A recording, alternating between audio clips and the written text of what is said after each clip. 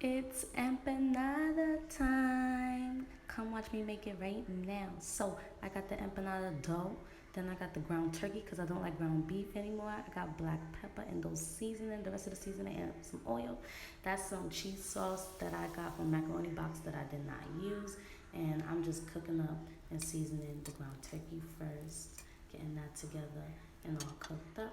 Then I'm gonna get my empanada dough and I'm gonna lay it out flat on a flat surface, whatever. And I'm gonna put my ground turkey. And then I'm gonna add just a little cheese. I'm gonna do a cheese one, and then I'm gonna do a regular one right there, just one without cheese. And we're gonna flat it down with our fingers, then use a fork.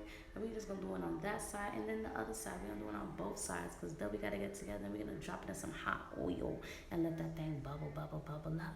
Bubble up till it get crust up. You feel me? All right, boom, there we go. That's the cheese ones and that's the regular ground turkey ones. And we just gonna dig in. I bust into the cheese one first, and there it goes. Yes, Zersky have to pray, then we munch. Yes, yes. Bye.